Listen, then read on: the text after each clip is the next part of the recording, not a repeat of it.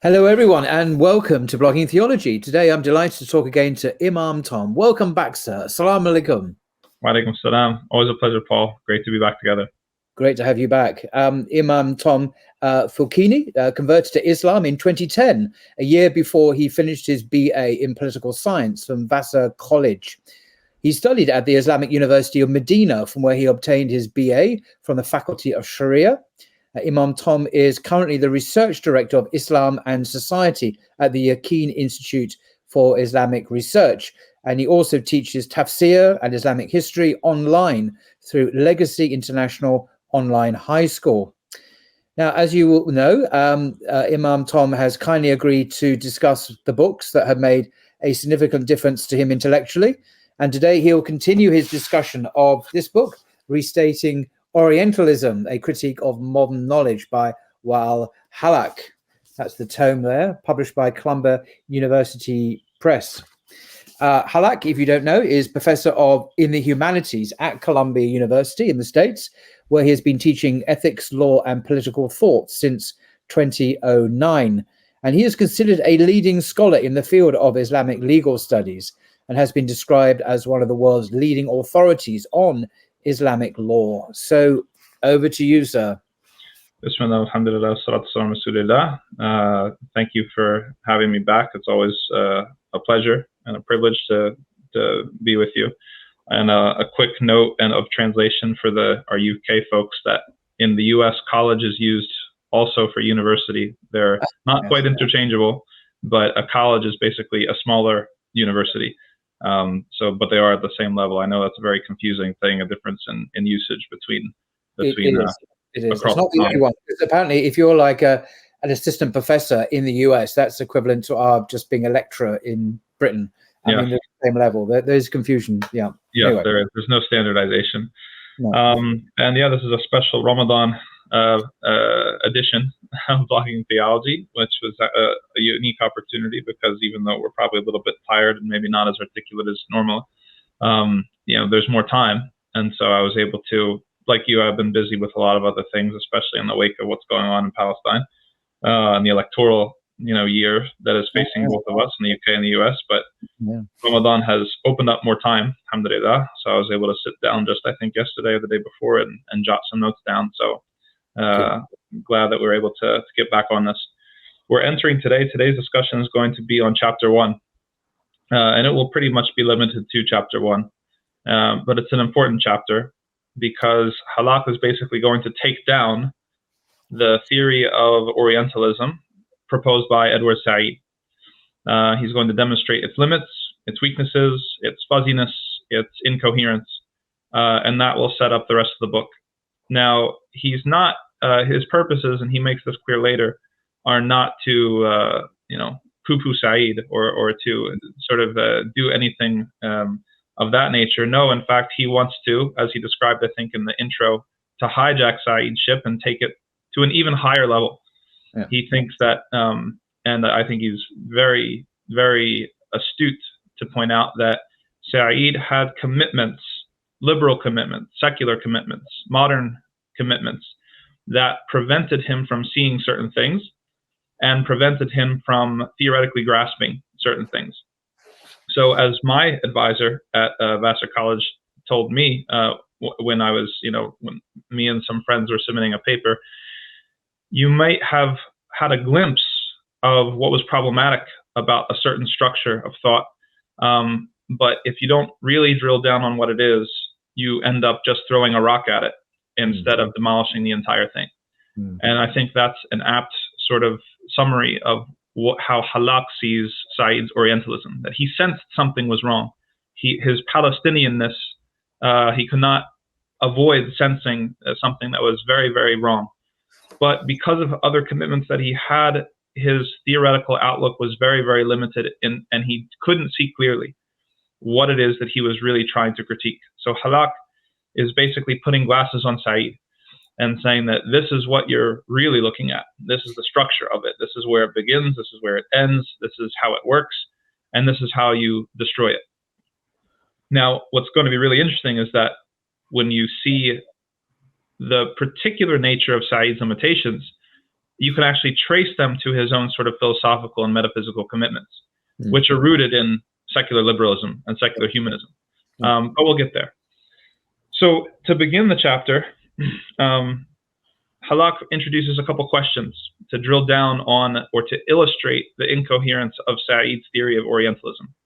So the two questions that he asks are, when and where is colonialism in Said's Orientalism, right? When is colonialism? When did it take place? And where is it? What's the arena? What's the area that it took up? Because, and he pulls quotes, I'm not going to go into such detail that I'm going to pull quotes, but for Said, colonialism is sort of an amorphous, fuzzy thing. The project that Said takes on in his Orientalism and follows it up with culture and imperialism, to him is a project of infinite scale. It's an endless project. It's not something that is a modern issue. When he talks about Orientalism, and because of his definition and understanding of what Orientalism is, he understands it as being something that he starts talking about the Greeks. He starts talking about things before European colonization. He goes all over the place, right? This to Hallaq is a mistake, and it's because of his inability to drill down on what exactly is the structural nature of Orientalism and what even is the structural idea of what colonialism is in the first place, right? As we've talked, I think, in other editions or videos that we've done, colonialism had different waves, or it had different eras. The early stage of European colonization in the late 14 and 1500s, and even the 1600s, even stretching into the 1700s, was on a more classical style of domination. Yes, it was aided with things such as racism.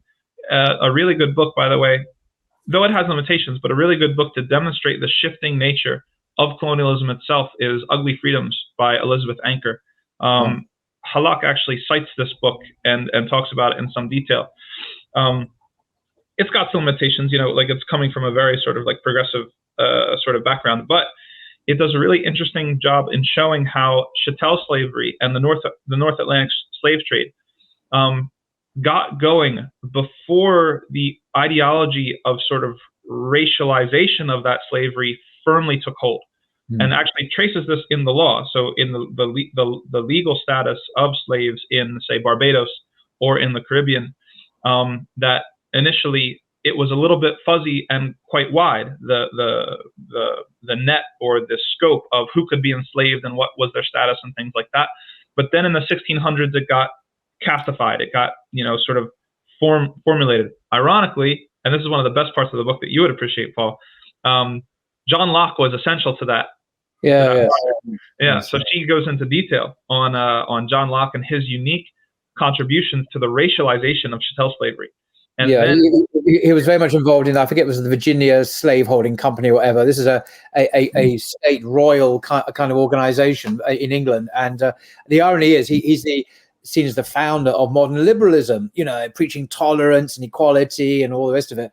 And yet he was actively involved and personally benefited from, financially, the slave trade, believe it or not, in the United, well, it wasn't the United States then, but the colonies, as we still sometimes call them in England, actually, in North America. But yeah, absolutely.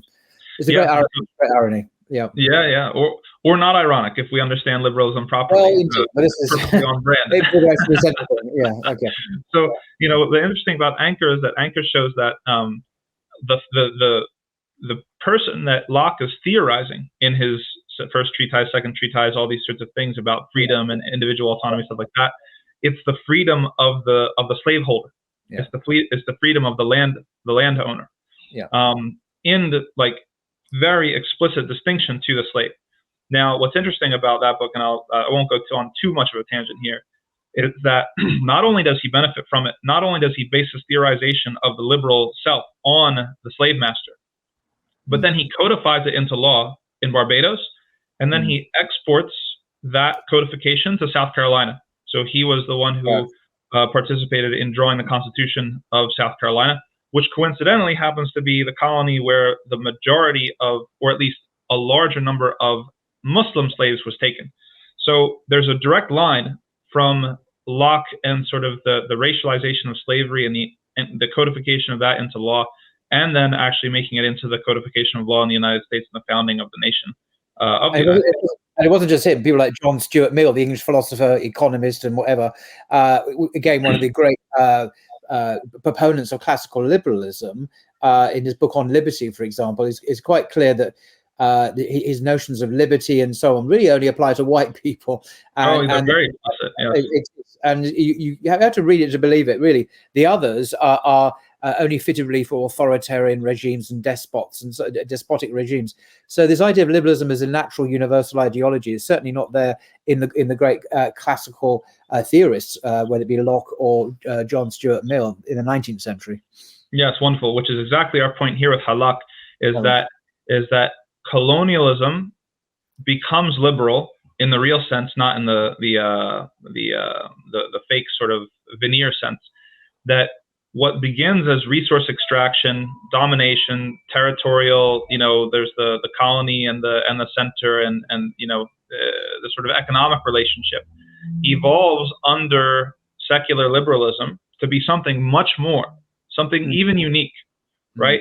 Which has to do, and we're talking about the high period of colonialism in the 19th century and then onward, where the fully mature colonialism is something that the world has never seen, and this is something that's essential to Hallaq, both in Impossible State and in Restating Orientalism. And we've said it before when we went through Impossible State, that modern violence is unique and the European colonization is unique. Not back in the 1600s necessarily, but once we get to the 1800s, the 1830s, especially the 1850s and onwards, it is absolutely unique in that it's no longer just the simple subjugation and domination of land, resources, and bodies, but it is the conquering of the inside. It's the destruction of worldviews. It's the elimination of knowledges. It is structural genocide, right? People are now, they're more aware of these terms because of what's going on in Palestine right now and in Gaza. We talk about epistemic genocide. And unfortunately, people are not applying the term always correctly because they're saying, okay, there's a destruction of a university. This is epistemic genocide. No, epistemic genocide is way worse than that. Epistemic genocide is the complete elimination of a way of viewing the world, the complete elimination of a way of knowing things, right? So if you want to talk about the indigenous of the United States or the First Nations people in Canada, right? Different types of medicines and the knowledge of herbs and the knowledge of plants and the knowledge of stars and the knowledge of navigation, the knowledge of what land is good for it, and all these different things, that there's a way of dominating and conquering people from the inside, shaping their own subjectivities to eliminate all of this knowledge and this way of knowing. So that, for Hallaq, that's what Said misses. Said is fuzzy on colonialism and what it is and where it starts and where it ends. That because Said is fuzzy on it, he paints it as all the same, basically. And therefore, if colonialism is just the domination of people, right, in our sort of classical sense, then that's everybody, right? The Chinese, right? And you hear this from people who are apologists for European colonization, say everybody was doing it. If the Muslims had the technology, they would have done it. If the Chinese had the technology, they would have done it, right? Like, no, not at all, because it's not simply the early colonization of bodies and resources and land. This is something about eliminating worldviews, eliminating knowledges, shaping people from the inside, kill the Indian, save the man, right? That sort of thing.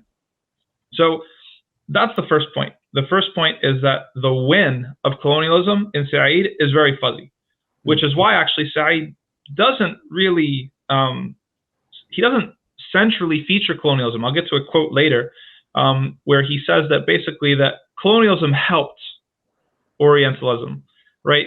Rather than, that's a very, very light sort of, genteel way of saying things. It shows that there's a sort of fuzziness when it comes to Said's theorization of what colonialism is and what's the work that it actually does. Which essentially, and we'll talk about this more in a bit, that for Said, what is the bad thing about Orientalism is its misrepresentation. So Orientalism as misrepresentation. This is very, very light. This is very, very surface level. And this is, I guess, if you want to come away with anything in this talk, Said understands Orientalism to be fundamentally about misrepresentation, which just scratches the surface to what Orientalism is about. It doesn't even get to half of what Orientalism is about. And Hallaq takes issue with that. So because Said only views, or primarily views, Orientalism as misrepresentation, he sees it everywhere. He sees it back at the Greeks. He sees it back, like before modern violence, before modern colonialism, before liberal colonialism. Because simple misrepresentation is something that all people have always engaged in. Even if you go to Islamic travelogues, even Battuta and these sorts of things, they travel the earth, they talk about cultures, they even say these guys are savages, these guys are barbarians.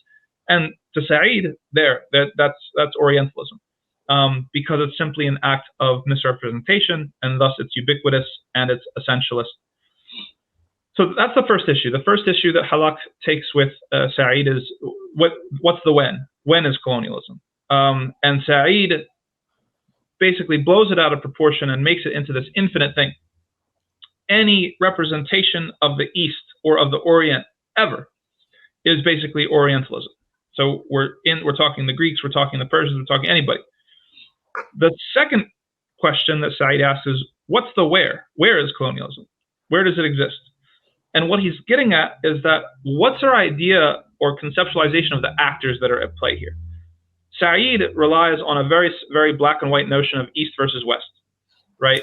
And so the misrepresentation that's going on here, who's perpetuating it, who's guilty, and who's innocent, who's the victim of the crime? For him, it's the West versus the Orient, or the West versus the East, which is why, and this is sort of ironic, he lumps the ancient Greece in with the West, though that's something that I think is very contested and should be contested. That does ancient Greece, of course, it was conscripted into the memory of what the West is to sort of like paint some sort of mythological history of democracy and things like that, even though Greek democracy is very, very different from the democracy that we have today. But does it really belong to the West, as we understand the West as sort of hegemonic cultural values? Or as I had a professor, Andrew Davison at Vassar College, who used to say, we accept democracy, but do we accept the oracles? Do we accept the Greek gods? Is that considered part of the West as well? Not really, right? What is the West is really something that's more specific than this endless geographical sort of arena that happens to conform to the modern boundaries of Europe. So we see that there's some fuzziness based in his ideological assumptions, and this imprecision, right? Hallaq says it masks the structures that are responsible for the phenomena that he sees and experiences. Because at that point, just an aside really about the West. I mean, we often think of Rome and the Roman Empire as a Western institution, but right. In terms of its geographical extent, I mean, Rome included North Africa, what we call North Africa. It included Egypt, include Judea, it include Mesopotamia, Armenia, what we today call Turkey, and so on. In other words, the West, if you like, well, it wasn't the West at all. It included a landmass and geographical extent that went to what we would call the Middle East. And so that just shows that the definitions of us and them, the West versus the rest, have evolved and changed quite dramatically. And indeed, the Roman Empire, which is seen as a Western institution, actually included a lot of what's called the Middle East now, and that was part of our civilization. So these things are highly contested, and there are assumptions packed into them about what it means to be us as opposed to them. But the Roman Empire shows that it was quite a different world, and you could be dark-skinned, light-skinned, or whatever, and be part of the Roman Empire equally. There was no sense of they were outside of the empire; they were very much within the empire in many cases. Yes, they're very ideological deployments, right? Yeah. To deploy the concept of the West. And to imagine that it includes ancient Greece or ancient Rome is a very ideological statement, because what's really happening is that, if the West, first of all, it's not really geographical, because people wouldn't consider Bosnia part of that West usually, right? Muslim Bosnia, or even some of the Eastern European nations, right? What people mean when they refer to the West is really a set of values, right? So what happens is that in order to narrate the story of those values and why those values are superior, they go into the past and they conscript different examples that supposedly are the forefathers and forebears of those ideas, right? So why, for example, exactly, why is ancient Rome part of the quote unquote ideological West, but Carthage is not, right? Or any of the other sort of the Phoenician Empire, different things like this. Yeah. These are ideological sort of deployments, right? In reality, much like how modern democracy and Lockean sort of representationalism relies on this myth of social contract to justify the violence of the state. And the example I always give to demonstrate the ridiculousness of that is, if nobody voted in the next election, would the government pack up and go home and say, "Oh, our social contract's up, I guess we're done"? No, they wouldn't. This is a myth that was made up to justify the violence of the nation state, right? So similarly, right, you have to justify the violence of the modern West. What does it stand for? What is it good for? Europe has this discourse, so does the United States, freedom and democracy, and et cetera, et cetera. We're at the fore. We're doing good. We're a force of good in world history. Okay, then you need forefathers, you need heroes, you need an enemy to militate against, you need a threat to define yourself against, all these sorts of things. But if we go into the weeds and into the details, ancient Greece and ancient Rome has nothing to do with the modern West at all. They're not modern. They're not liberal, that's for sure. They're not. They're barely democratic, in the sense that we understand it, right? So anyway, this is a digression, but these things are ideological. So there's two things. So Hallaq says that the imprecision, both of time and place, geography and scope, of Said's Orientalism, it masks the structures that are responsible for the phenomena that he senses and he wants to critique in the first place. And he traces this back to two particular areas of insufficient theorization within Said. One has to do with the author, the idea of the author. And we'll get to that a lot today, where the idea of who is an author, who is a person that speaks, how does somebody intervene in a discourse, what are they doing when you and I write a book, or you're at Cambridge or at Oxford, or I'm here or whatever, and we have an act, right? That how does that act fit within a larger discourse, right? Do we have the ability to say anything at all? Are we beholden to either the material, political, ideological sort of interests that shape us? Do we have the ability to rebel and revolt against them, right? This is what's all understood as the issue of the author. And Foucault talks a lot about this. And so this is actually a big misreading of Foucault that Said goes through. But, Hallaq unpacks it very well. We'll get there. And then the second thing that Said insufficiently theorized was representation itself, okay? That he, again, understands Orientalism to primarily be about misrepresentation. But even the idea of what is happening with representation is insufficiently theorized, and so it actually masks these structures that are responsible for what results in what he's writing about in Orientalism and in culture and imperialism. So let's start with the author. Can the author make what's called a quote-unquote a determining imprint? And this comes from Foucault. Okay. Now, the irony is that Said misunderstands Foucault, and Foucault is often misunderstood. So again, it's the issue that I just mentioned. What's the relationship between an author and their own ideological constitution and the situation or situatedness in which they write? Does an author have the ability to really revolt against the currents of ideology and interest and grant funding and everything, or not? Okay. Said says yes, he does. But in practice, Said actually says no, right? So there's an irony. He says, like the literal words in Orientalism and in culture imperialism, he says yes. But if you play out the actual theorization, the examples, and the logic of Said, he really means no, that you can't. And this is his idea of what Orientalism is, that if you are constituted by the West, you cannot say anything about the Orient. If you do, you're practicing Orientalism. And again, we'll go into detail on that. Ironically, first of all, there's an irony there because he doesn't practice that on himself, because he is somebody, even though he's Palestinian, he's very much constituted by secular humanism, by liberalism. He admittedly, starry-eyed wrote about the cultural and artistic achievements of the West and things like that. And so he doesn't have any place that he reckons with his own sort of complicity within that logic. Put that to the side for a second. Foucault, ironically, in his works, he says no to this question. Can an author make a determining imprint? Can he rise above and revolt? Foucault says no, but he really means yes. So he has a very famous quote that's blown out of proportion by a lot of people who read Foucault, where he says that the author is dead and things like that. And so people took that to mean that that Foucault is saying that an author cannot make a determining imprint, that the author is strictly bound by their ideological constitution and the sort of stream that they're sort of swimming along with, and he can't really. But if you look at the whole of Foucault's work in theorization, he obviously means that yes, he can. And we'll get to that. And there's a later chapter in which he specifically talks about the author and the different types of authors. But this is really, really interesting, because you've got Said misreading Foucault and Foucault being misread by a lot of people, and the both of them meaning the opposite of what they seem to be actually saying.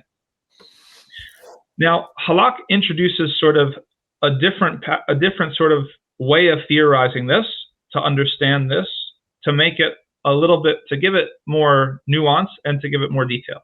So he says that structures, okay, are governed by paradigms, and paradigms can be divided into both central and peripheral domains. Where we're going with this, we're saying, what is the relationship between an author, an individual author, and the times and currents in which they live? How much can they bring something truly new? How much can they revolt and rebel and transcend the sort of conversations that are already going on? Hallaq introduces this way, this map or this schematic, in order to illustrate his point about what room you have to revolt and what room maybe you don't have to revolt. So he says that there are structures, okay, in society, and those structures are governed by paradigms. And paradigms are divided into both central and peripheral domains. Okay, now this helps us answer a couple questions. How are different domains related to each other? How do discourses change over time? How do we account for the rise of new ideologies? How do we account for the Marxes and the Freuds of the world, who really did seem to bring something at least relatively new, if not quite new, right? So Hallaq introduces this idea of paradigms, central and peripheral domains, to account for this, and also the situation in which, or the context in which they're writing. Okay, so it gets us to pay attention to how are authors positioned within these paradigms. Are they operating in the central domain, meaning are they just talking heads for power? Are they operating within a peripheral domain, which is sort of pushing against that central domain? Does a peripheral domain eventually get enough steam or momentum to become a central domain, right? These are things that basically he goes on to theorize. So to give some examples, okay, and to clearly sort of indicate what's the difference. Okay, this sounds interesting, but what's the difference between a central domain and a peripheral domain? He says, a central domain is hegemonic in such a way that the problems of other domains, meaning peripheral domains, are solved in the terms of the central domain. And it shapes the priorities, the central domain shapes the priorities of all the other sort of domains. Example, we live in a time in which technology is a paradigm. Okay, technology is considered a central domain. People think about how to solve environmentalism, food scarcity. They think how to solve poverty. They think how to solve lots of issues in terms of technological advancement. Okay, that is hegemonic. What's much like Elon Musk thinking he's going to blast a bunch of satellites into space and save the world with Starlink or whatever it is, that demonstrates the hegemony of technological progress as a central domain. A much more peripheral domain is a critique of that technological advancement. The Luddites of the world, the people who are trying to go back to the earth and save seeds and weave their own clothes. This is not hegemonic at all, right? So this is an example where if you say, okay, we have an issue in our era, we have pollution. How are we going to solve pollution? I know. Let's invent some sort of contraption that's going to suck up the pollution and convert it to something else, like they've done with the plastics in the ocean and otherwise, right? Or we're going to invent an electric car that, instead of running on gasoline, because gasoline is fossil fuels, and fossil fuels, you burn them and it heats up the Earth's atmosphere and global warming. Instead, we're going to have electric cars and etc. This is a technological solution. So it shapes the priorities of all the other domains, and it becomes the language within which the other domains are almost forced to operate. Why do we care about scientific miracles in the Quran? Because science and scientific knowledge is hegemonic. It's the central domain of the times in which we live. If we lived in another era, we wouldn't care about scientific miracles in the Quran. It wouldn't be relevant. It wouldn't be seen as a dawah tool, right? But now you've got everybody saying, oh, look, this and that and the third, and the Quran already said this, and this is like just, right? It's meaningful. It takes on meaning because it is the central domain, or one of many central domains. So this is sort of an illustration of what it is that he's talking about. Also, just slightly tangential, there's a certain modern translation, I won't mention what it is, which in some of its comments at the bottom is a highly popular translation, talks about the Quran endorsing or propounding human rights, actually uses the expression human rights. I'm thinking, human rights, the Quran? I mean, this is very controversial. I don't mean by that the Quran doesn't respect the dignity of the person, but is this using the language of secular liberalism and seeing it somehow emanating from the Quran or compatible with the Quran? There's a very striking discourse that, to my mind, sits quite uneasily with that, really. Yeah, 100%. We can say that in some sense, in a very, very so general to be useless sense, the Quran supports human rights, but the human is different. The human of the Quran is different from the human that's implicit in human rights. People always focus on the rights part, and they forget about what human we're talking about, without realizing that your definition of human determines your conception of what rights you're entitled to. If you believe that you have a soul and an afterlife, that completely alters the sense of rights that you're entitled to, compared to someone who thinks that there is no soul and there is no afterlife. And the question of ownership as well, of course, according to the Quran, that God owns everything on the heavens and the earth. Therefore, we are owned by God, whether or not we acknowledge his existence. And so we're not these are morally autonomous beings who have complete control over our bodies. My body, my right language. So the anthropology that's assumed into this term human is vital to unpack that. Otherwise, we end up just slipping into the paradigm again. Yes, 100%, and that's a nice demonstration of central domains and the hegemony of certain paradigms, that we feel like we have to say that Islam supports human rights, or Islam is feminist, or Islam is this, or Islam means peace, right? These are all demonstrations of the hegemony of certain ideologies and the central domains in which they dominate, to be frank, and the peripheral domain in which a truly Islamic discourse currently resides. Okay, now, the nice thing about the central domain, peripheral domain, is that it's not a death sentence, and we'll get there in a second, because that's actually an extremely crucial point that Said fails to take into account. So, okay, that gives enough a good enough sense, I think. I have some other examples, but that gives a good enough sense of what he's talking about when he talks about central and peripheral domains and paradigms. So the Enlightenment is another paradigm, right? Which he has an awesome definition for in this book, and I'll just state it for our own benefit. He says the Enlightenment is the displacement of local and traditional moralities and transcendental faith by rational morality and a universal civilization, which can both accommodate liberalism and Marxism. Okay, so that's another thing. So you ask, some people, and this is relevant to Palestinian activism, because a lot of people, they're pro-Palestinian, but they're from the Marxist persuasion. And so they're all about sort of the class revolution and, want to see things just from a materialist perspective. Well, there are ways in which you have to understand what is Marxism or Marxist discourse within the entire paradigm in which we sit. Is it truly something that is challenging the foundation of the hegemonic paradigm that is operating? And the answer is no, it's not. Actually, Marxism and liberalism are two sides of the same coin of the Enlightenment paradigm, right? That Marxism is an Enlightenment ideology. This is such an important point. It's something that I first came across when I was shocked by it, actually.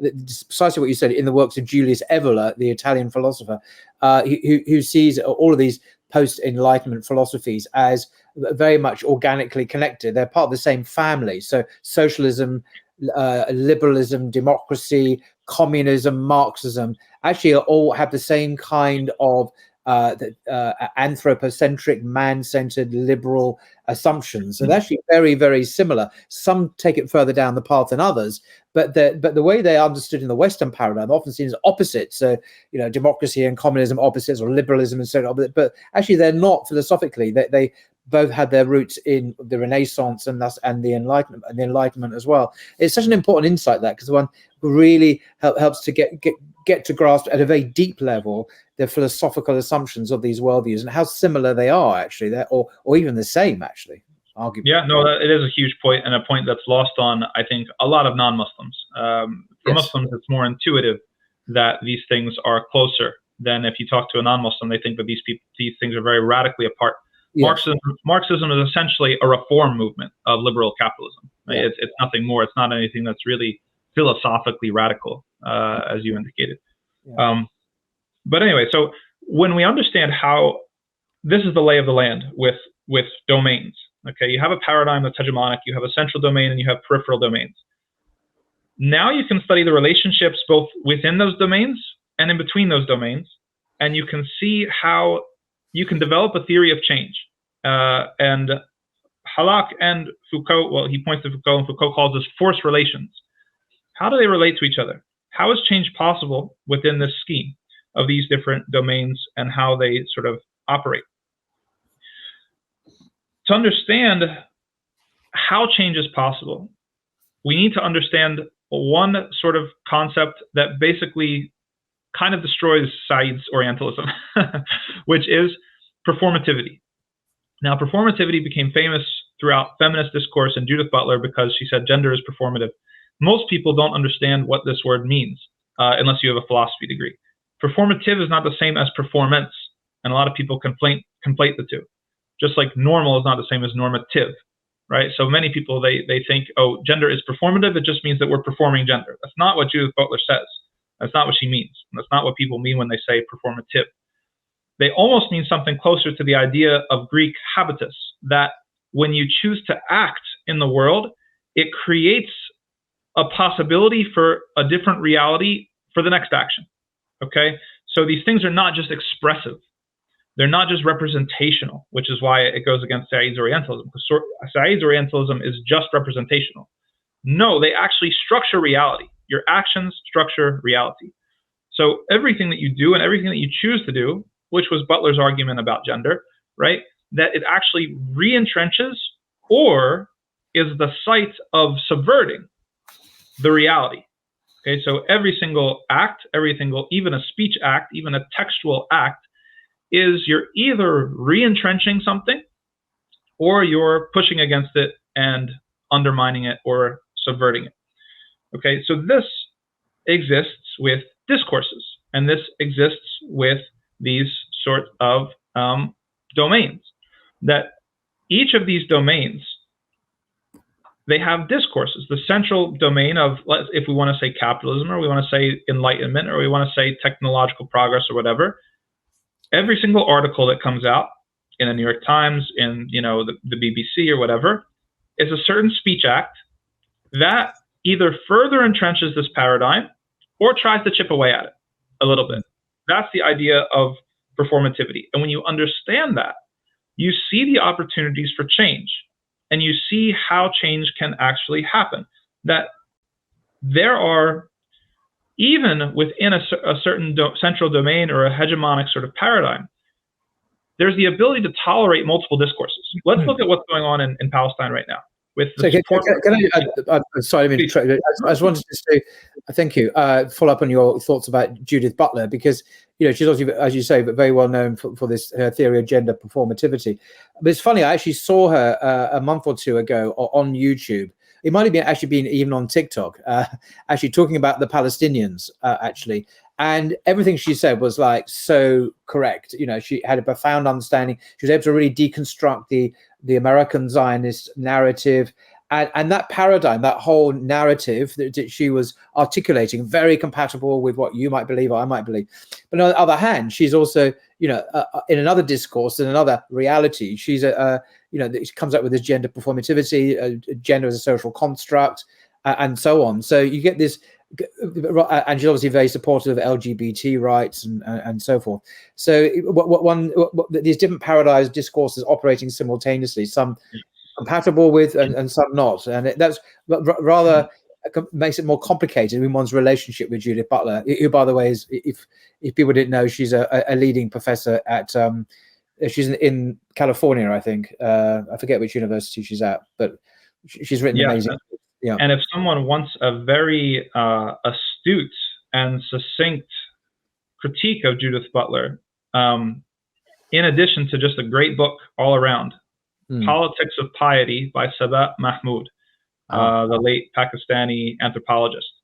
Wow. That book is fantastic. I went back to reading it for an article I'm working on for Yaqeen Institute, and I hadn't read it in 12 years. And wow, subhanAllah, like what a book. Now, what Sabat Mahmood points out about Butler is that Butler senses something but fails to actually apply it consistently, and it ends up causing her theoretical trouble, in the sense that Butler senses something that Esed pointed out, Talal Esed, in the potential value and virtue of things unchosen, things suffered, right? Which is a much more sort of pre-modern way of looking at things. However, she couldn't actually escape her valuation, perhaps because of her ideological sort of orientation or whatever, of subverting all norms, right? So this is where, like, people wonder all the time, like people talk postmodernism, oh my God, it's so bad, it's so bad, it's so bad. Postmodernism, okay, it can be a useful tool. Deconstruction, when we're talking about postmodernism, we're talking about deconstruction. Deconstruction can be a very, very useful tool. But like all tools, you need to know what it's used for and what it's not used for. If I take a screwdriver and I try to bang in a nail, I'm going to hurt myself, right? Like, it has to be used for a proper thing. Deconstruction and postmodernism in general gets into trouble when it attempts to stray into the idea of like constructing. Obviously, it can't construct anything. It's deconstruction, right? Or when we apply it in a nihilistic way, which many have done, right? In the sense that nothing is sacred, we can't believe in anything, etc., etc. This is not the only way to relate to the tools that postmodernism and deconstruction sort of provide. Deconstruction provides really significant tools because you have to realize historically, deconstruction and postmodernism is reacting to modernism and Enlightenment, sort of philosophy. So if you're looking to undermine and demolish Enlightenment philosophy, there's nothing stronger than deconstruction and postmodernism, right? All the self-evident truths that the Locke's and the John Stuart Mills of the world sort of propounded, right, completely takes the wind out of their sails, completely demolishes it. Now, that doesn't mean that that tool is then useful for every sort of thing. Just because some things are social constructs doesn't mean that everything's a social construct. Or just because, even let's say, for just for the sake of argument, that everything is a social construct doesn't mean that that's bad. If we introduce the divine element, right, then we see that there are actual some constructs that are good, right, and that there are things that there is truth, and there are things that are worth believing in and worth dying for, etc., etc. Right? But the point, I know it's a trite point to make, but I feel I want to make it anyway.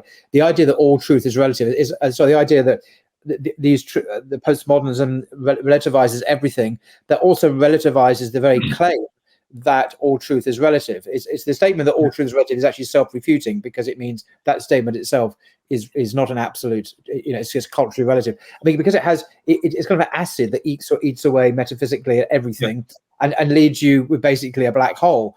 And that I think would be the ultimate defeater of this worldview, that it leads mankind with nothing, kind of a black hole of a void, nihilism. This is something that Nietzsche anticipated this and spoke powerfully to this 100 years ago. And he died, literally 124 years ago. So it is something that's vacuous at the end of the day, because it doesn't have any foundations. But anyway, that's my lay response. No, definitely. And, this is actually an interesting segue to something that Hallaq points out, that there's a difference sometimes between the initial authorial act of Foucault or a Butler, and then where their ideas are taken, right? We have neo-Marxism, right? Did Marxism end with Marx?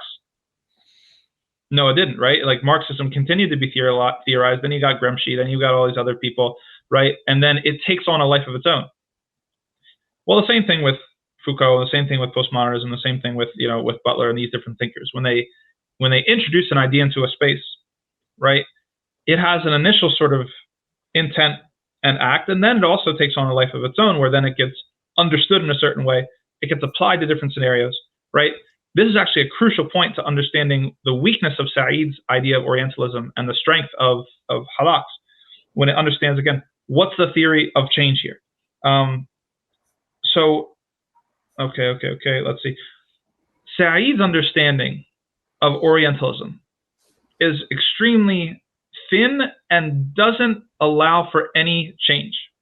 Okay, so if Orientalism is simply about misrepresentation, if it is ubiquitous, anytime the West tries to talk about the East, anytime the West tries to talk about the Orient, right, then we have something of a conspiracy afoot, don't we? Right? It's something that resembles the thinness of a conspiracy theory. Why do people roll their eyes when someone gets into their conspiracy theory? Because it assumes a hyper internal rationality, right? And a sort of consistency in power that is so totalizing that it seems like you can't escape it, right? Things, if that's how history works, then things seem to pop up very mysteriously. Where did this thing come from? How did Said come to talk about this stuff? Why isn't he just, subject to his own critique? And then it also, for the future, kills history. It basically is an end of history sort of perspective, where there is no possibility for change in the future. Is there any possibility that the West will end, or that the West will change? Or was there a time before the West? Or is there a possibility of a world in which the West does not dominate the Orient? Or these sorts of things. According to Said, sort of very essentialist, very sort of, we'll say fuzzy, like imprecise idea of what Orientalism is and how it works, there's no beginning to history and there's no end. There's no way for accounting for how Orientalism, what he senses, actually came about historically. What are the ideological forces that led to it? And there's no way out. It's just, we have this thing here, and this is why it's led to this sort of identitarian politics, where, again, if we're talking about authors who have introduced an idea and then other people have taken it, where we get now the sort of what in feminist theory is called standpoint theory, where it's like, you're a white male and you're a straight white male. Well, you can't say anything about race, or you can't say anything about etc., because that's not your that's not the identity that you represent. Said set up that possibility where that became a very, very entrenched discourse, because according to Said, you and I, Paul, should not be Muslims. Right? Yeah. Essentially, you and I are just in this process of exotification of the East, exoticization of Islam. Maybe we're, you can read the book Desiring Arabs and these sorts of things, and we've got some sort of Freudian complex in ourselves. We're not well in the head. We're not right. That's Said's conception of Orientalism. Okay. Obviously, it doesn't account for reality. There's something else going on deeper than that. There are you and me and the Guy Eatons and the Rene Guénons of the world, right? And actually, Hallaq goes on to talk explicitly. He uses the population of Bosnia and other places in Eastern Europe, but yeah. Yeah, exactly. So we have an insufficient theory of change, a very unworkable theory of change, if Said is correct about Orientalism and how it works. In reality, every single discourse has the potential to be resisted by certain strategies or subverted by other discourses, both within the central domain and between domains. So let's take something that's central right now, which is Zionism. Zionism is a central domain, okay? And we see that, applied to the world right now. There's a bunch of different forces that amalgamate to make what's going on in Palestine possible. Not all the discourses that are responsible and that feed into that amalgamation are consistent with each other. There are some that are at odds with another. There are even certain discourses, such as, like, take American exceptionalism, that can be wielded in a way that undermines that central domain, right? If you look at the Tucker Carlsons and the Candace Owens, right, of the world, who are America First sort of Republicans that are saying, why are we putting our money towards all these foreign, I think Candace Owens said, like, why are we helping Israel patrol their border and we don't have enough money to patrol ours? Now, you can disagree with the argument because you don't like that statement, but you see how even a certain discourse that you would suspect would be in line with a certain power and a certain policy can actually be wielded to undermine, right, the central domain and the discourse that's sort of hegemonic. That's Hallaq's point, is that both within central domains, you have the potential, because even the Enlightenment, and you know this better than I do, even the Enlightenment had different counter narratives. He cites Kierkegaard as an example of somebody who was somebody like the existentialists, like not really completely in lockstep with the rest of Enlightenment philosophy.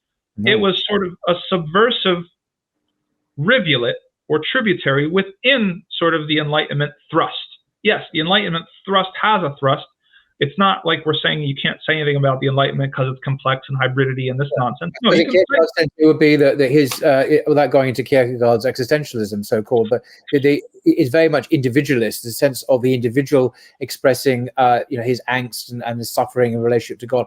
The point being that fits snugly within the Enlightenment world because individualism is a part of it. So even though his theology is very, very, very theocentric, nevertheless, the expression of that is existentialist.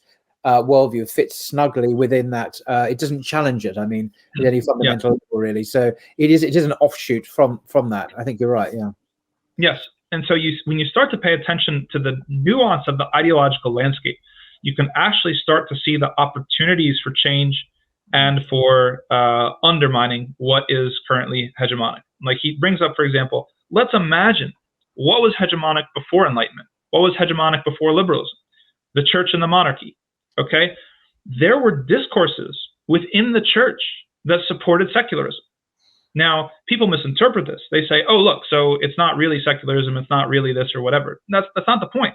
The point is that sometimes discourses align almost like electrons between atoms, where they align up in interesting ways that you wouldn't necessarily suspect, where there's a dominant, a central domain, but there's a sub-discourse within that central domain that actually aligns with an insurgent peripheral domain that is going to try to unseat the one that's currently central.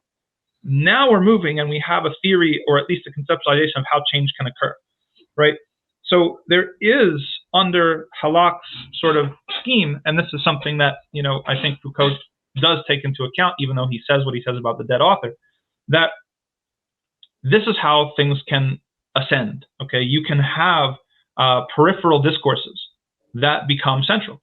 They can unseat and overthrow central domains, right? This is something that happens. So when it comes to the author, Said misunderstands Foucault. Authors are actually the engines of what Foucault calls discursivity, right? So like being part of a discourse, that performative sort of element where every single speech act, you are creating reality. You are either creating the possibility for something to happen, or you're closing down the possibility for something to happen. And so these are little micro moments of opportunity where discourses and domains jockey for position and try to unseat one another. So let's see, we talked about that already. We jumped ahead a little bit. So this allows for a theory of change. You've got authors, you've got founders, you've got the difference between the initiation of a discourse, right, the marks, and then the transformation of a discourse where it becomes a reference point, right, Marxism after Marx.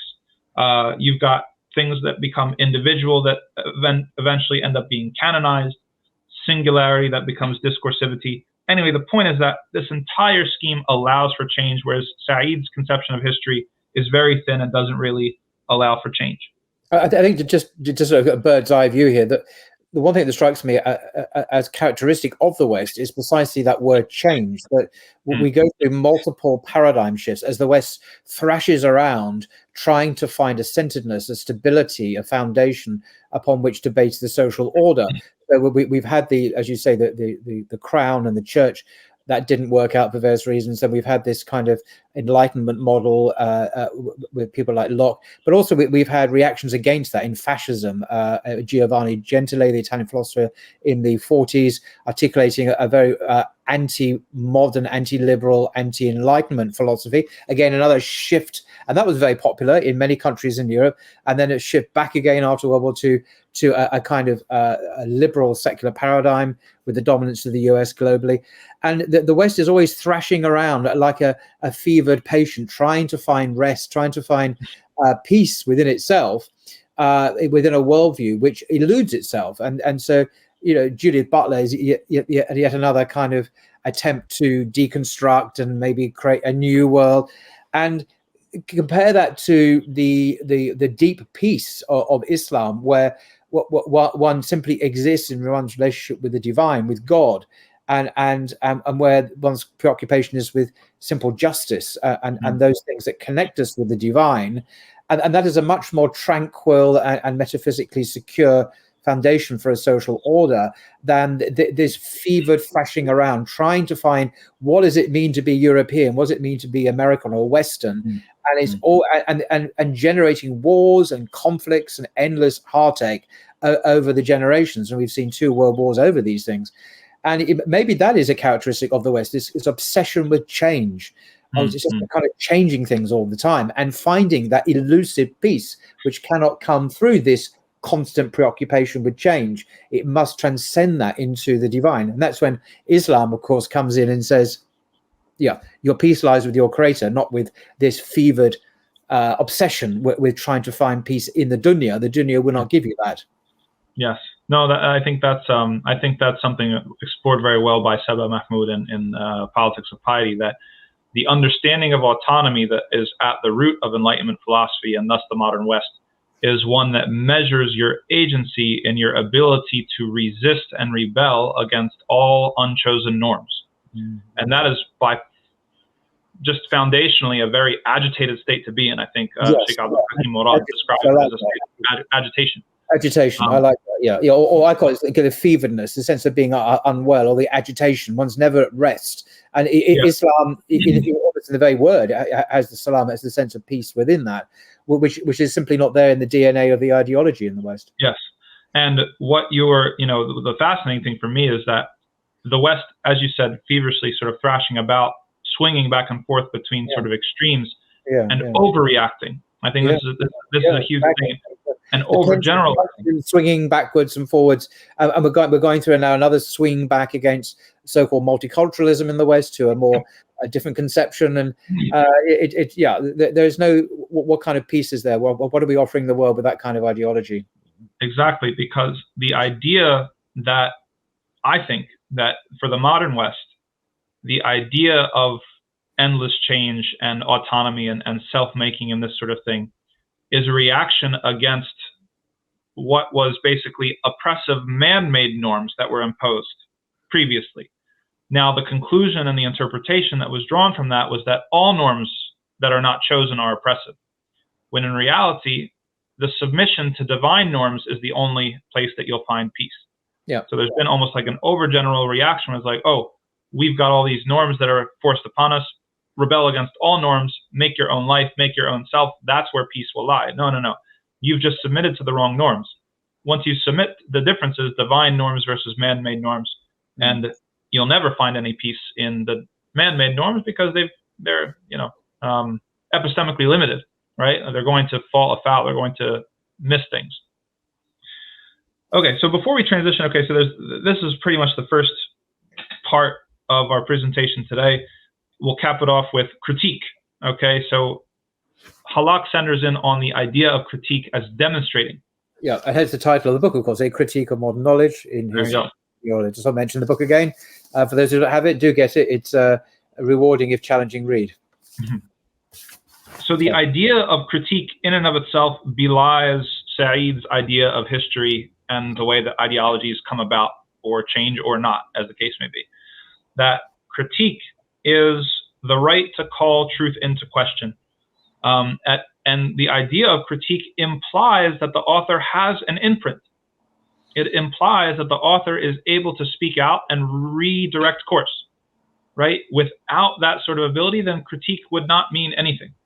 And so he says that critique, and he quotes from Kant here, and then he furthers it, Really? is the ability to refuse what we are and build up what we could be. And so this is the refuse what we are is Kant, and then he also says build up what we could be. That this is, and that's sort of like Foucault, the whole idea of technologies of the self and things like that. That this fact that this exists demolishes Said's theorization of what Orientalism is and how it works, or at least the scope of it. Now we're going to get into some more detail here about Said's own. We're going to recreate Said's argument of Orientalism, and we'll see how Hallaq sort of takes it down point by point. And that'll be it for today. That's it for chapter 1. But that's the last thing when he's sort of treating this thing from a bird's eye view, that if Said's account of Orientalism and the way that history moves was correct, then critique would not be possible, right? Critique within a central domain, critique between peripheral and central domains, critique within the West, critique between, from different movements. Again, we would have this things appearing historically, seemingly out of nowhere, mysteriously, and then sort of an end of history where there's no change in sight. And obviously we know that that's not true. So when it comes to Said's actual sort of argument of what is Orientalism, Hallaq presents 4 key structures. The first is distance. The second is difference. The third is power. And the fourth is text. That essential to Said's definition of Orientalism is that the distance between the West and East, or the West and the Orient, creates an assumption or a reality of difference. And that difference is the site of power, and that power is acted out in texts. That's essentially, again, like 30,000 feet above, that's what it is. What we mean by distance, again, that this distance is both epistemic and ontological. So there's a fundamental inability for the West to understand the East, for the West to understand the Orient. And ontological meaning that the West and the Orient are sensible things, right? Are actual sort of like discernible things, which should strike one as odd, because what is the West really? As we've said, does it include ancient Greece? Does it include modern Bosnia? Does it include the Magyars? Does it include even Eastern Europe, right? These things are actually quite contested. Said takes them as bald fact at face value and says that there is an epistemic and ontological distance between West and the Orient, and it can't be bridged, right? That the Orient is characterized by silence. It cannot speak, and anybody who's familiar with post-colonial theory knows that this was a classic question. Can the subaltern speak, right? This comes from Said, that the Orient is silent. It does not have the ability to speak back to the West, that the West produces knowledge about the Orient. And then this becomes sort of a canonical hostility of the West towards the East in this distance. And if I could just say, I mean, this is something I've heard people mention recently. I've seen it both in the British media and in American media, is the absence of Palestinian voices to do with the current genocide in Gaza. And I'm struck when I read leading media outlets like the Times and the Telegraph in the UK, and let alone the Daily Mail, where in their endless fulminations against Palestinians for being extreme and etc., you rarely, in fact, you never hear a Palestinian voice actually speaking to this at all. Is always from the other paradigm, the Zionist paradigm.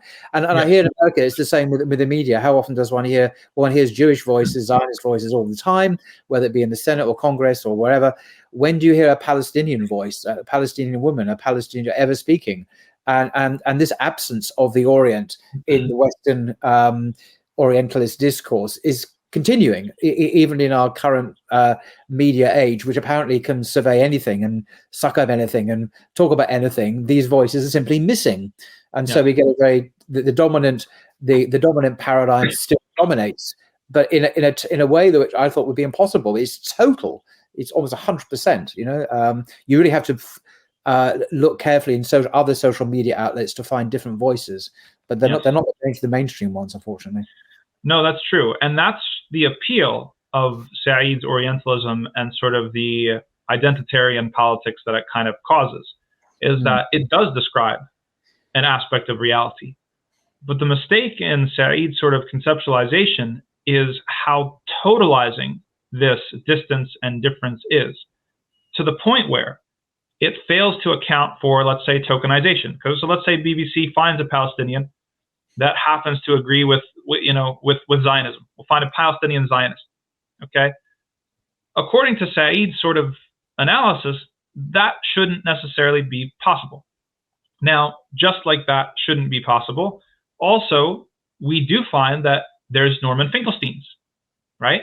There's people who are solidly from the West who totally get it and totally understand. That's not to say, and he knows his own limitations. When I'm not saying that he's speaking for Palestinians, but there are Palestinians who are constituted by other ideological forces to the point, and they're tokenized, right? To the point where Norm Finkelstein is better than some of them on Palestine, right? That's a fact, okay? So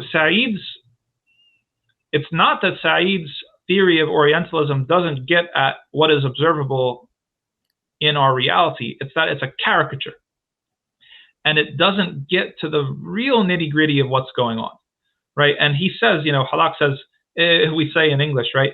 Familiarity breeds contempt, right? That the assumption that distance necessarily carries with it this sort of contempt is not a foregone conclusion. There's some ways in which distance can be reverential, and there's also ways in which distance can be, problematic. There's ways in which proximity can be reverential, and there's ways in which proximity can also be problematic. So things just aren't so theoretically clean and black and white as Said portrays them. So the assumption then is that because there's distance, both epistemic distance and ontological distance between East and West, then that leads to the understanding of difference. And this is something that completely, the whole paradigm of identity politics and the modern progressive left is built on this idea. Otherization, right? Like the other, right? This is where Said is talking about that you can't essentially say anything. If you're in the West, you have no right to say anything. You can't say anything meaningful about the Orient or the East. If you say something negative, then this is the demonstration of your bigotry and your animosity and your contempt. If you say something positive, then you're guilty of exotification, right? That you're exoticizing it, you're romanticizing it, right? It's et cetera, et cetera. There's no room for the West or a Westerner to morally or ethically speak about the East in this framework. And this is where we get, again, if you've been on a college campus or university campus, you should understand very intuitively everything that I'm talking about and see how far this logic has been taken, right? Why do college students or university students start their speeches by as a this, that, the other? And they start with their identity, right? As a Palestinian, as a Muslim woman, as a this. Now, someone can look at this and they can say, oh, that's harmless. They're just sort of whatever. Or they can realize that ideologically, this is something that's staking out their epistemic claim to truth, right? That they have a more right to the truth to speak about this particular issue, not because of the content of what they're about to say, not because of the adherence or the internal coherence and validity of what they're saying, but by virtue of their identity, right? So you see how, Saidian sort of Orientalism was and there's a hierarchy as well of that. So, in some contexts, a Palestinian voice would have very little value at all in some contexts, and other voices would have a much stronger presence by virtue of that very identity. But without any consideration of the argument of the coherence or the facticity of what's been said. I noticed the Palestinian or brown non-white people often have come quite low down in this Western hierarchy. I mean, yes, but there are also micro spaces, and this is, I think, important, where that's reversed, where the logic is considered the same. The logic is not challenged, but merely the privileged class and the underprivileged class are switched, right? Yes. So if we're talking about true change or true sort of questioning the premises upon which a worldview is based, if we take that technique or that structure and then we just sort of invert it and plug it in differently, we're essentially assuming the same logic as it, right? But just sort of flipping around who's the privileged and who's the not.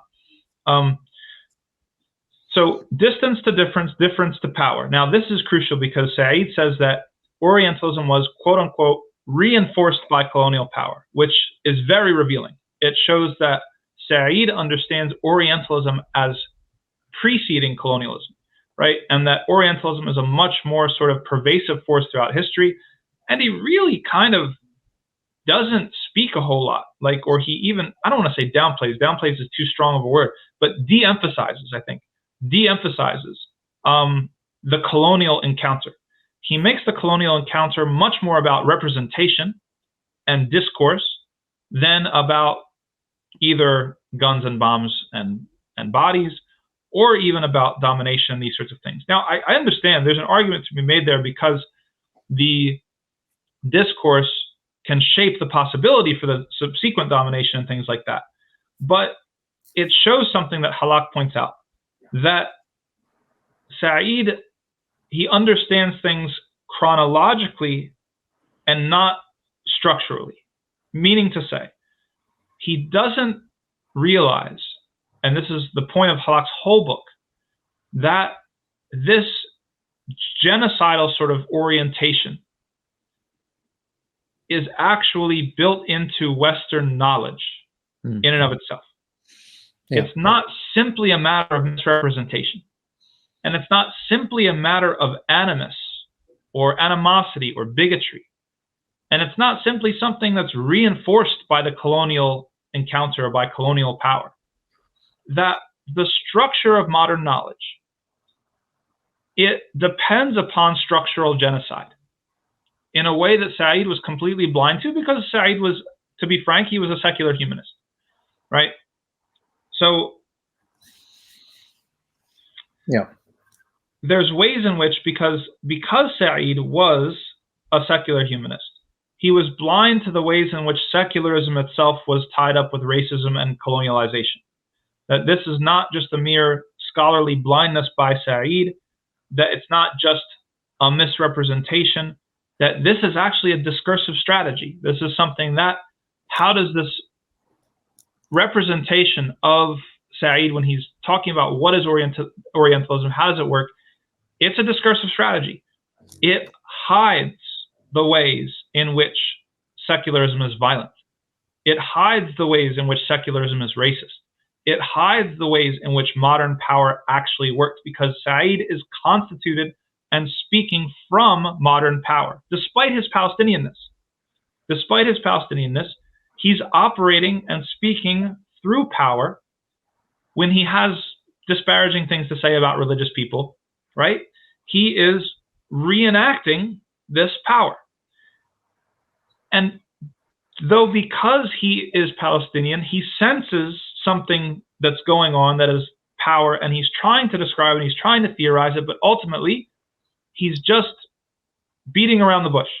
He's not getting to the heart of the matter because of his own ideological constitution. He is, like he theorized, the author that does not have a distinctive imprint, that does not have a determining imprint. He's actually doing quite a bit to re-entrench and reinscribe the power that he's trying to critique by leaving intact and actually concealing the nature and the anatomy of that power and its violence. So the fourth point, the fourth structural element of Said's Orientalism, after distance, difference, power, is the text. And it's significant that Said primarily understands Orientalism as having to do with texts, that Orientalism is textual, it's symbolic, which is why Hallaq blasts him for skipping over William Jones and the like, as saying that, well, this is just law. William Jones, somebody who came in and completely redefined the juridicality, and Foucault is much more attuned to the juridicality of power, redefined law, like Hallaq goes into in The Impossible State, redefined the idea of what law was, changing the way, completely wiping out worldviews. Said is blind to that. Said only sees Orientalism as an issue of representation, that the Orient is being misrepresented. And it's not anything to do with this sort of juridicality, the elimination of worldviews, structural genocide, epistemic genocide, these sorts of things. I mean, if I wanted to say, this is slightly off point, it's just, it strikes me with the way you're speaking, articulating Wael Hallaq's position here. And I think for me, the clue to what I'm about to say is in the title, A Critique of Modern Knowledge. It seems to me that Wael Hallaq, in a way, is doing what Kant did to this idea of pure reason, the idea of Descartes, and obviously to Hume as well. The idea that he advocated as he called it, a Copernican revolution, moving away from this surface level engagement to the deep structures of epistemology, whether it be a priori, a posteriori, creating this synthetic a priori concept. But the way that this word critique reminds me of a critique of pure reason, this Kant's magnum opus. And I suspect that's not an accident. He's using this word, a critical engagement with Orientalism, as opposed to this Orientalism of Said before. So he's taking it deep down and looking at the epistemology of the issue, whereas Said wasn't. And it strikes me as a very Kantian move, actually. That it really reminds me of the way Kant dealt with his interlocutors, people like Hume and Descartes. And I wonder if, I'm sure Wael Hallaq's aware of that, but it's almost what Hallaq is our Kant. Actually, there's a certain similarity of moves of the way he's dealing with this. I think I quite like that idea that he's our Kant. That's a really nice observation. And he told me in our private conversations, he said that the real title is the subtitle. So you really hit on it, like critique of a critique of modern knowledge, or a critique of pure reason. A critique, but it's the way he's doing it is very Kantian. He's saying, let's move beyond this. Let's go deep down into the epistemology. And that's precisely what Kant did. Critical CPR, as I call it. You'll need CPR after reading it. It's a joke, have a heart attack. And in a sense, reading Hallaq, also you'll need CPR after reading Hallaq, because he's also pretty Kantian in his impenetrability. Although he's not as bad as Kant. I'll give him some, if he ever hears, but he's not as bad as Kant, but in terms of his impenetrability. But nevertheless, they are both on that scale, I think. So I think he'll get the award as the Muslim Kant. I think I can call him that. That's very astute. That's well observed. So at this point, Hallaq takes Said to task for never actually telling us what the Orient is. And this is significant. It's not just accidental, okay? It's actually essential for Said's critique to not be completely subverted and fall on its face. That for Said, the Orient has no concrete reality, because Said understands Orientalism as just misrepresentation. Said refuses to represent the Orient, because if he did, then he would be held account for misrepresentation, that he would be subjecting himself to critique, the very critique that he embarked upon.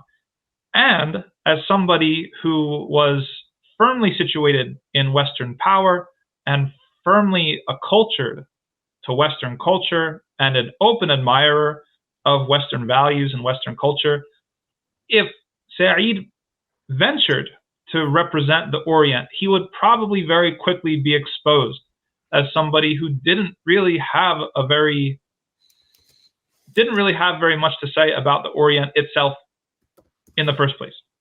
This, Hallaq says, creates a tautology. He said that Said's Orientalism is essentially a tautology, that it's modern liberal sensibilities repackaged, that you can't, it insulates Said's Orientalism from critique in an evasive and somewhat dishonest way. Not dishonest in the intentionality of it, but in a shortcoming sort of way, in a blind sort of way.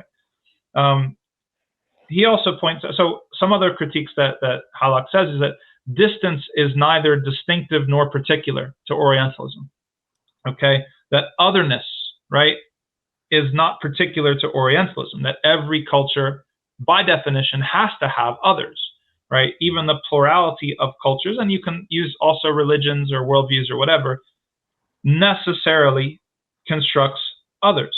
That's not sufficient to illustrate and illuminate the violent relationship between the modern West and the rest of the world or the Orient.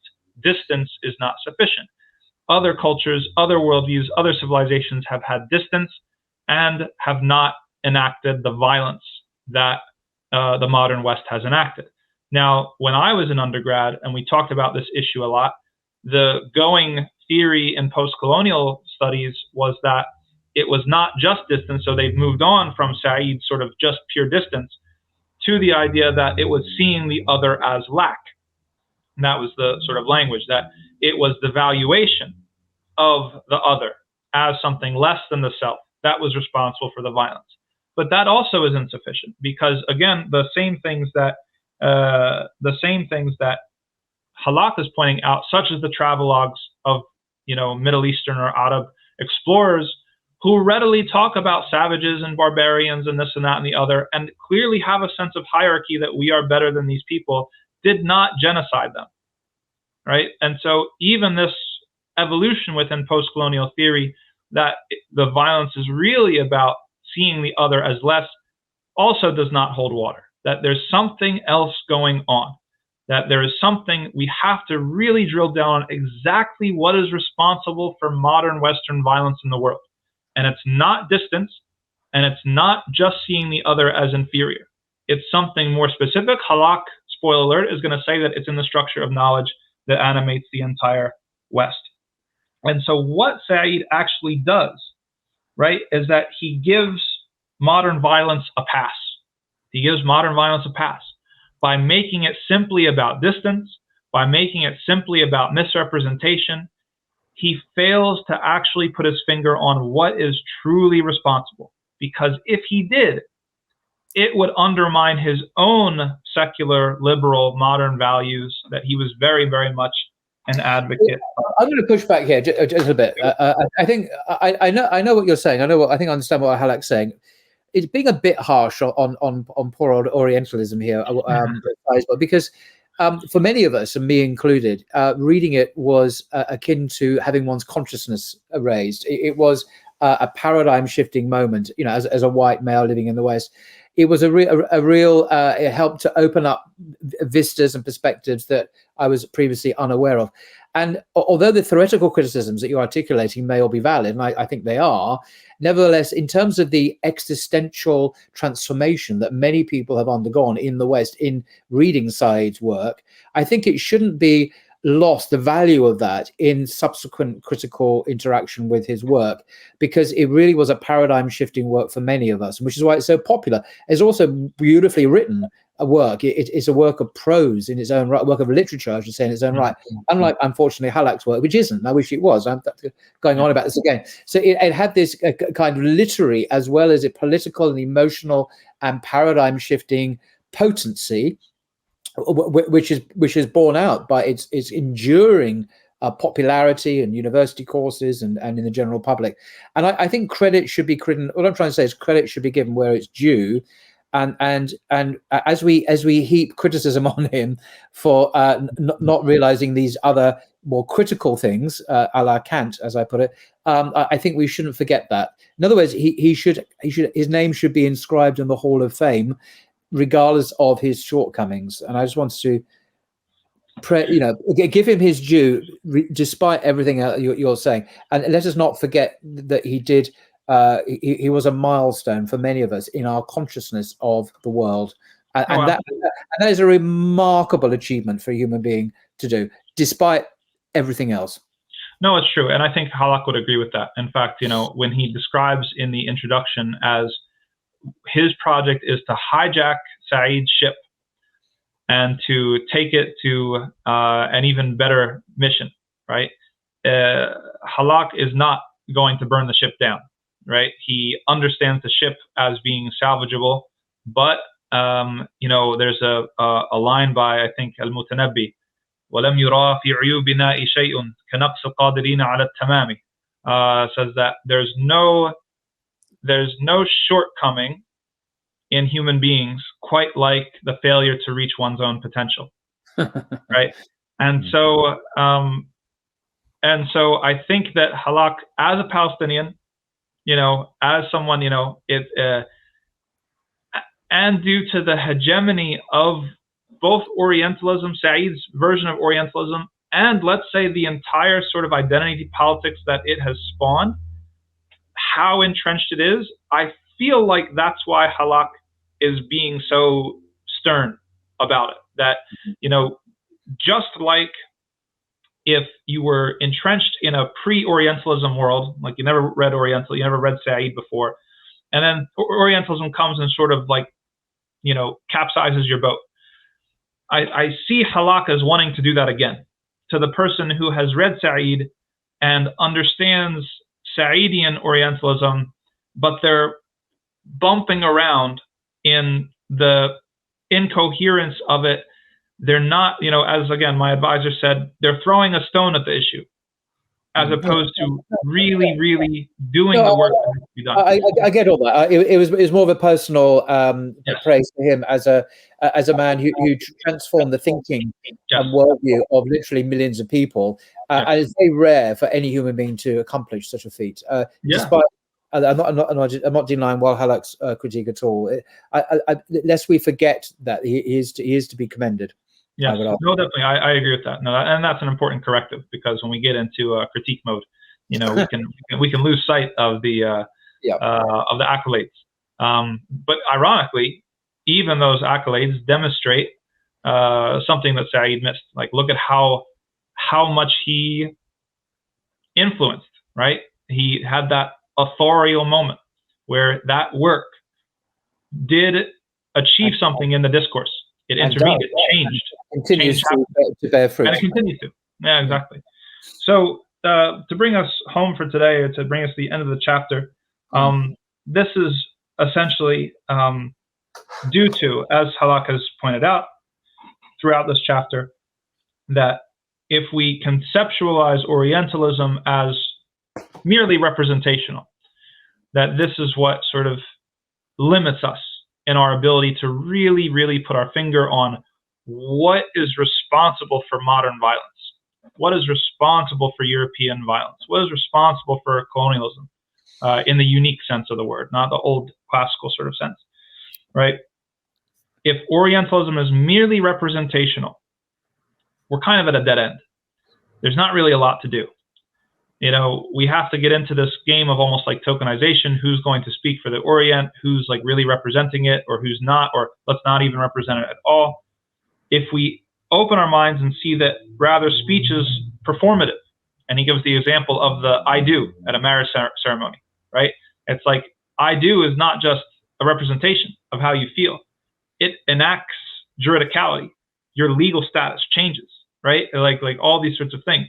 That speech is performative. It creates the reality. You can refuse what you are. You can build up what you want to be, to an extent. That we're able to some extent, enact reality with the sort of power. Then we sort of see that there's something else going on, much more deep, much more structural, that's responsible for the elimination of epistemes, worldviews, cultures, languages, ways of living, right? That has continued to this very second, that we need to really take seriously and understand fully and precisely if we want to find a way out, if we want to develop a strategy and tactics that are going to help us get out of this and stop this sort of thing, then we need to understand precisely what is at the issue. And that sets us up for the rest of the book. Excellent. No, indeed, that's very good. Very good summary indeed. Thank you. Thanks very much indeed, Imam Tom, for giving us your very concise summary. And you okay? Yeah, you take the cover off, don't you? I always do. I really despise dust jackets. Anyway, I'm going to show you the cover. This is it, Restating Orientalism. And apparently the real title to focus on is A Critique of Modern Knowledge. And that's the back cover, praise for the book, published by Columbia. It's an amazing work. And so thank you very much. I really look forward to discussing or hearing you discuss the rest of the work, which I must plow on myself. I've not read much of it, actually, but very, very juicy indeed. So thank you very much indeed, Imam Tom. Thank you always for the opportunity. Till next time.